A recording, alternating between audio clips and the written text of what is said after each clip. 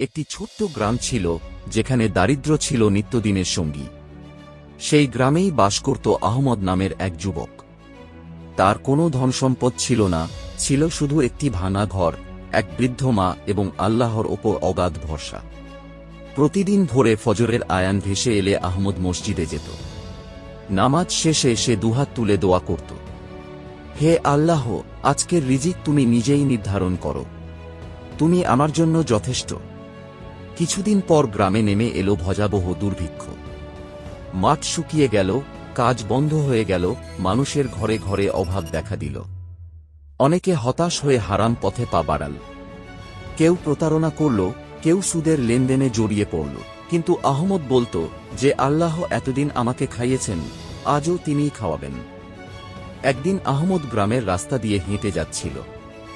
হঠাৎ তার চোখে পড়ল একটি পুরনো কাপড়ের থলি। সে থলিটি তুলে খুলে দেখল, ভেতরে ঝকঝকে সোনার মুদ্রা। মুহূর্তের জন্য তার মনে চিন্তা এলো, এই সোনা থাকলে তো আমার আর মায়ের কষ্ট শেষ হয়ে যাবে।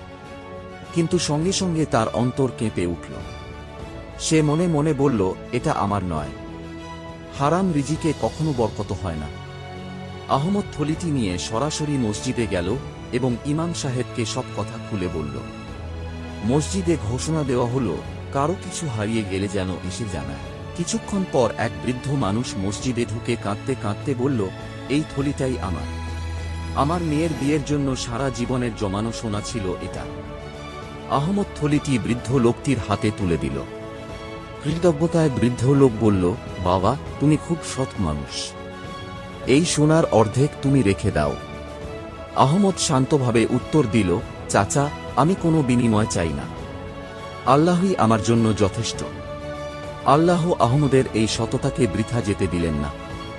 কিছুদিন পর সেই বৃদ্ধ লোকই আহমদকে নিজের ব্যবসায় কাজের সুযোগ দিল। অল্প সময়ের মধ্যেই আল্লাহ তার রিজিকে এমন বরকত দিলেন যে আহমদ শুধু নিজের ও মায়ের জীবন বদলাতে পারল না, বরং অন্য অভাবীদেরও সাহায্য করতে লাগল। আহমদ তখন সবাইকে বলত, যে আল্লাহর ওপর ভরসা করে, আল্লাহ কখনো তাকে নিরাশ করেন না।